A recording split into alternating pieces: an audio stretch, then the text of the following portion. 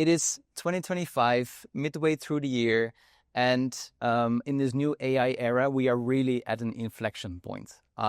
There will be brands that might be left behind because maybe their innovation was not fast enough, or maybe they focused on different areas. There will be brands who will be really succeeding in this area.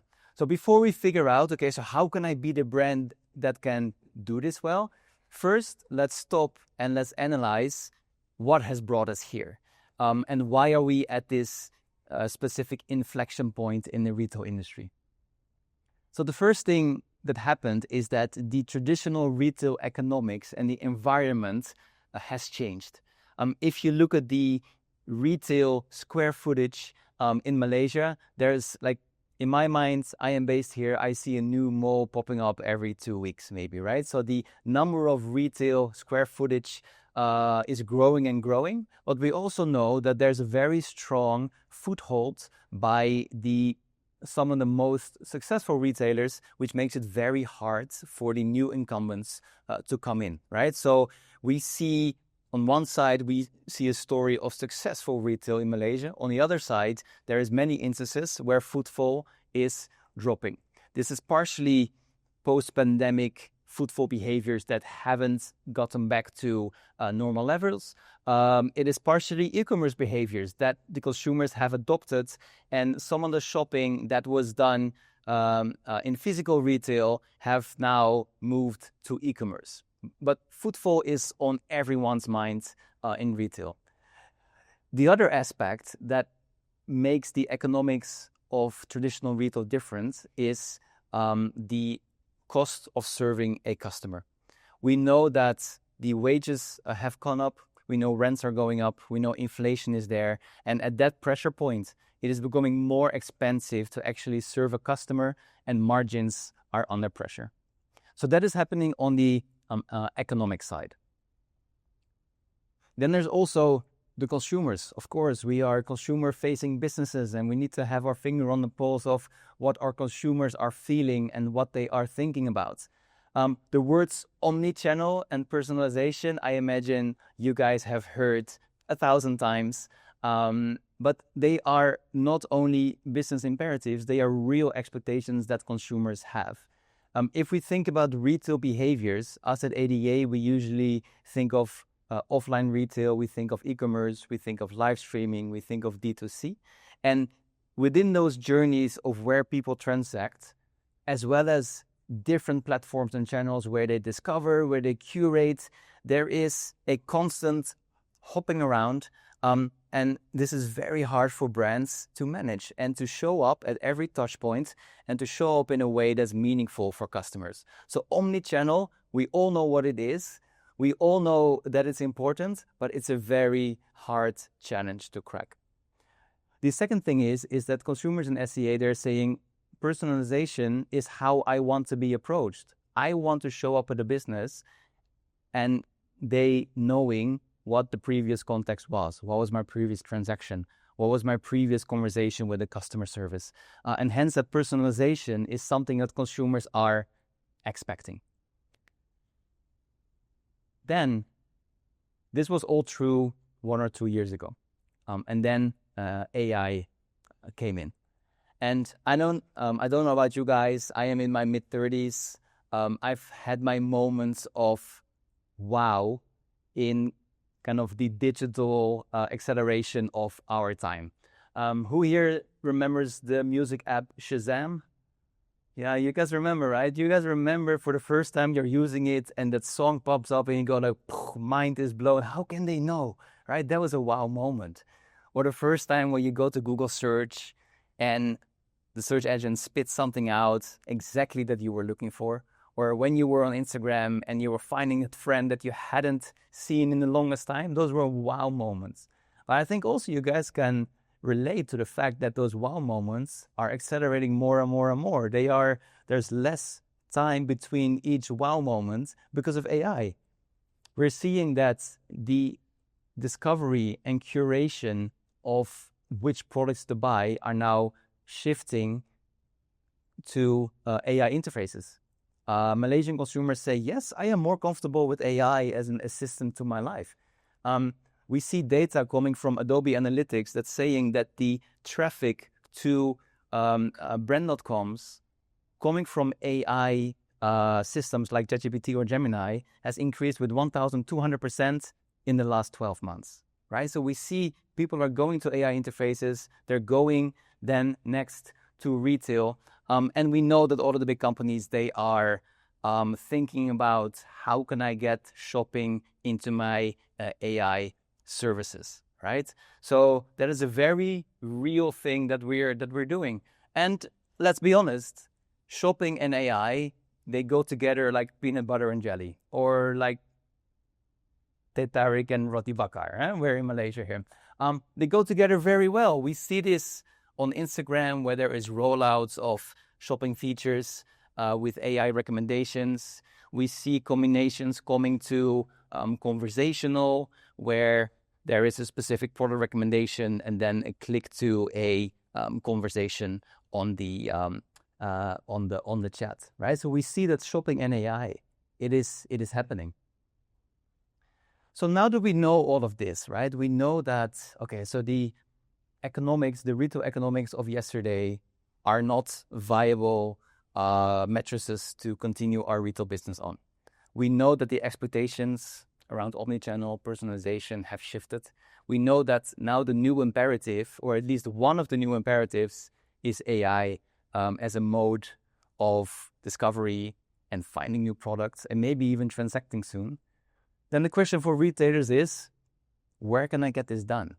What is my channel, or what is my way of getting into more customer experiences, more conversations with my clients, so ultimately I can increase my sales and my profitability? What we're seeing in Malaysia is that 78% of Malaysians, they say, I chat with a business on WhatsApp each week. Does this sound like a reasonable number to you guys? Do you guys feel like 4 out of the 5 people sitting here chat with businesses? Yes, right? I see heads nodding. This is a reality. We see that WhatsApp is the main mode of conversation in Malaysia. Malaysia is actually one of the global market leaders when it comes to WhatsApp penetration as a percentage in the world, right? So you guys can give yourself a round of applause. You guys are world leaders. Well done. This is something is happening across different industries. But where I was saying before that many of the footfall challenges that is occurring was partially due to shopping behavior shifting to e-commerce, here we see a little glimpse of why that is. This is looking at the data. This is from Kantar, and it's asking, when you converse with a business, what kind of category do you converse with, right? So this is WhatsApp messaging. Here we see e-commerce. Yeah, a quarter of the people that say that they converse with businesses every week do this with e-commerce businesses, right? Because they are digital first, they have the infrastructure, they have the readiness, and they have gone early into those areas. But we see retail, we see beauty, we see fashion at lower percentages. So we see that there is an opportunity here to catch up and to capture more one-on-one conversations for the categories where we operate. And how do Malaysians feel about AI and shopping? Here they're saying that 62% of Malaysians, they believe, yes, AI chatbots within businesses is beneficial for me. Please give me more of that. Please roll that out. At the same time, when it comes to shopping, 60% of Malaysians, they say, shopping behaviors, if I can do it on WhatsApp, yes, I will purchase through WhatsApp, right? So where shopping malls and retail were, like they are in the DNA of Malaysians, right? Is what you do on the weekend. You go to the shopping mall, that's where you hang out, watch your movies, do your groceries, that's where you do your shopping. And while that will remain and that culture will always be there, I feel, in Malaysia, but we do see that the behavior of shopping, if it's there, consumers are open to shift those behaviors to business messaging. Yeah? It's super telling data. And then why do they care about this? What is it? What are the attributes that Malaysians care about when it comes to having business messaging opportunities with brands? And this is all about personalization, right? The main argument that they are making, yes, I want businesses, I want retailers to show up for me because I want a personal relationship, because I want that one-on-one interaction with my brand, because it is beneficial for me, right? So shopping, yes. AI, yes. Personalization, absolutely. And how is it working if you stack up a WhatsApp business messaging channel versus maybe you have a competitor set? Maybe here in the room, I know that there are marketers there, marketers that are doing their media planning, marketers that are looking at which channel is driving me the best promo uptake, which channel is giving me the best return on investment when I drive traffic to my checkout interfaces. We see that WhatsApp has top-notch open rates, very good conversion rates, excellent response rates. If you compare it to some of the other channels that are usually in the media mix, think of email, think of SMS, think of app notification. Yeah. So not only does it answer consumers are looking for it, not only does it answer the big trends in the industries. If you go down to a marketing performance level, it also makes sense. So with all of this, what have we done at ADA to actually make sense of this? So, okay, so now we know all of this. What is the so what? And what have we done as a business to actually meet you guys, retailers, halfway and say, listen, this is how we can crack this for you guys. Now, when Clara was saying during the opening that we are one of the largest digital commerce enablers in the region, this is what she meant. And this is a difficult slide, and I promise I will not, I see people squinting already, I will not present this detail to detail, but basically what you need to know is when it comes to either analyzing customers, bringing you the right intelligence, bringing you the right data signals or the data systems to really understand customers, then connecting that to how do you create experiences within the commerce space for your customers, be it marketplaces, be it brand.coms, be it social commerce, live streaming, and then connecting that to actually how do you drive growth? Once you have the infrastructure, how do you drive growth within the commerce space? This is how we are set up.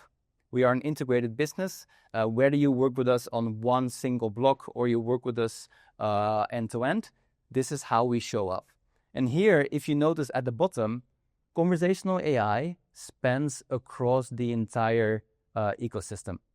Conversational AI can help you on the beginning of a customer journey where consumers are just starting their discovery. They can help you with transactions. They can help you with customer loyalty and retention. So that's why conversational AI is very important for us as a business. It is a core cornerstone, if you will.